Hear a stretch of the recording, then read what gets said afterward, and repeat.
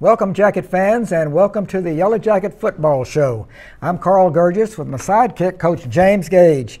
Coach, we were pretty hospitable the other night, and I know that's not exactly how you wanted to be, to a good squad in Shadow Creek. Had a rough game, 52-0, but I know with all bad, there's some good, and there's always the future. Right, and Shadow Creek's a top 15 team in the state of Texas, and we knew that. They're extremely talented defensively, and I know Coach Butler's son hasn't been playing, but the kid that's been playing for him has been playing really, really well. So we were banged up. We had 3 offensive starters out, and so that hurt us a little bit. But,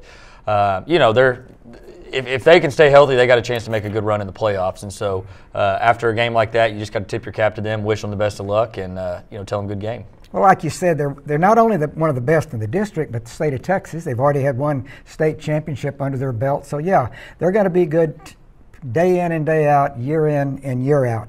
Ryan Garcia had 47 yards. Deshane had one of his weaker games, but obviously you're playing against one of the better teams at 43 yards, and Cole Arndt at 43 yards as well in the offense. Well, folks, stay with us. We'll be back, and I know you've got some highlights we want to show, and we're going to want to watch them then, okay? All right, let's do it. Coach, have at it, okay? All right, let's dive into the highlights here.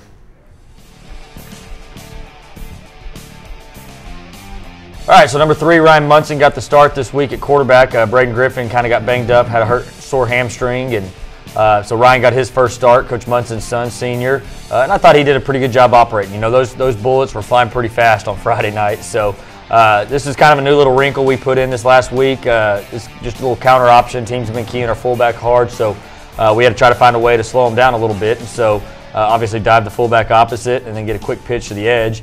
And Cole does a good job. The pitch is a little bit low, but he does a good job. Cole Arndt there handling it and, gaining possession, making a good play. And then Ryan Garcia getting out in front right there. I think that was Palermo right there on the perimeter getting a little bit of a block, but one of our bigger plays of the night. And so, again, those guys were fast and big and mean on the defensive side. So we had to find a way to confuse them a little bit, and this was one of the ways we were able to do it.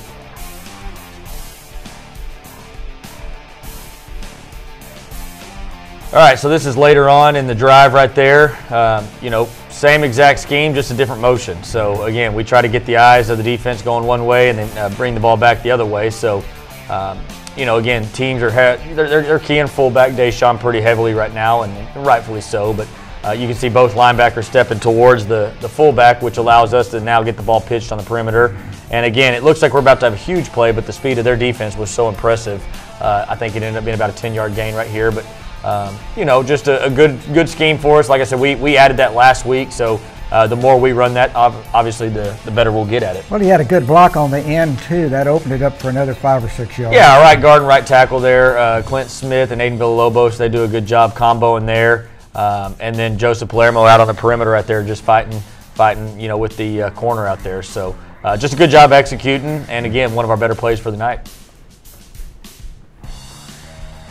All right, this was our longest gain of the night, and this is one of those plays where you can run it 20 times, and 10 times it may not look like anything's there, but the other 10 times you're going to have an opportunity for big plays. And so we worked this play over and over again every week, and we'd kind of gotten away from it for a couple of weeks, and I told our coaches we needed to get back to running this play and getting really good at it. And so great job by the offensive line getting a wash right there, and then getting up to the second level. With Cole Arndt on the block, and then again Ryan Garcia. He's not a very big guy, so he kind of gets lost inside right there, and then does a great job finding that backside cut and then accelerating. So, again, that was our biggest play of the night. But that's one of the plays that we've got to get going. You get a great kick out of our fullback right there, Caden Hodson, which opens up the hole for him to get inside. So, wasn't a big hole, but Cole did, like you said, did a real good job. Once he got in the open there, he turned it on. Right, yep, and he finds that little cut right there, and he's probably got the best vision out of all of our backs. So once he found that little cut and accelerated, it was an opportunity for a big play.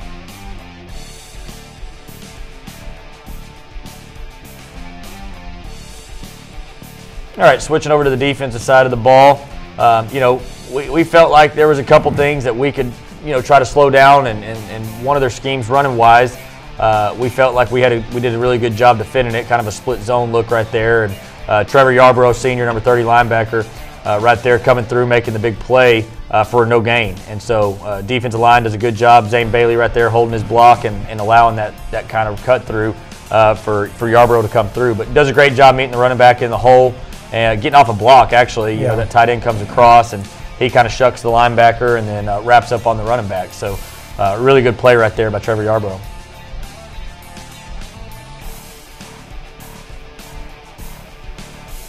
All right, so again, speed, you know, and so we knew that anytime they motion, we had to try to get it bottled inside, and so defense does a great job kind of stretching the field, making the cutback lane, and I think that's Darius Wilson right there, the backside defensive end. You know, he initially gets upfield, but then he does a good job working flat, and boom, as soon as that guy cuts back, Darius is right there to make the big hit. So good job by the play side, stringing it out, and making it cut back.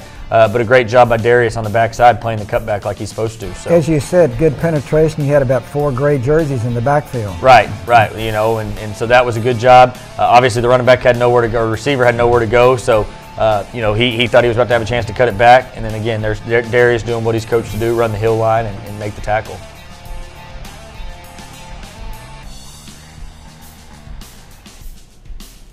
All right, big Anthony Contreras right there, number 92.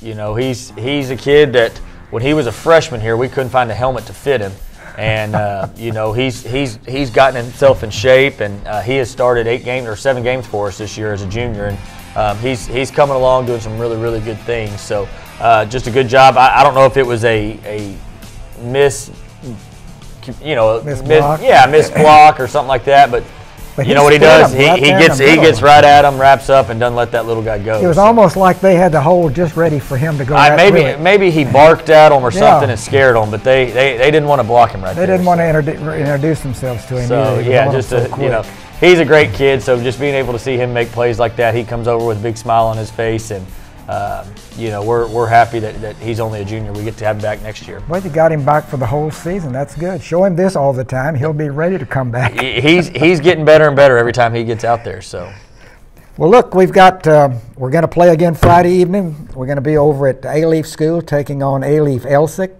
Tell us a little bit about Elsik. So Elsik's got a new head coach. Coach Rodriguez was the defensive coordinator at Alief Hastings last year, and he's gone back to his alma mater, Alief Elsik, and he's brought some life back to it.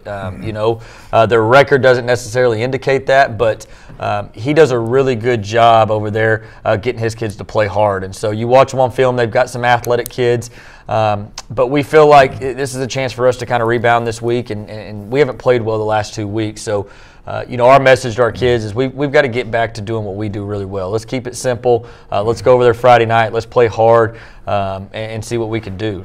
Well, it's the last away game, I think, in the season, right? Well, we go back to back. So we go Alief Elsik this Friday, and then next Thursday we go back over to Alief. Yeah. So we have all 3 games again this year at Crump. So you know, our kids play well over there. So Friday night, 7 o'clock, should be a good atmosphere. We'll get over there in plenty of time, and you know, we'll show up and see what we can do. Interesting in the district, Dawson knocks off last week Pearland. Pearland gave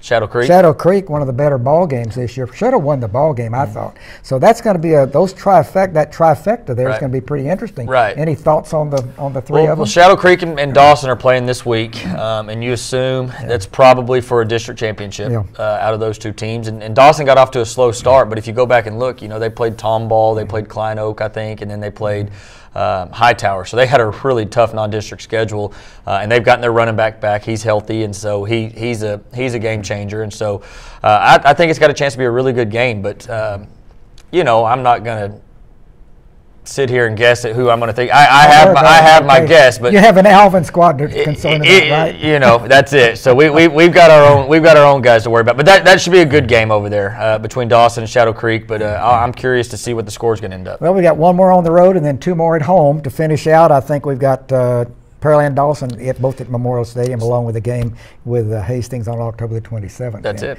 So we'll see you back next week, folks. If you can, make it over to the Alief complex and watch the Jackets and play then, and then we'll be back home for the final 2. Thanks, Coach. We enjoyed it. We'll see you folks next weekend, and go Jackets. Jacket pride never dies.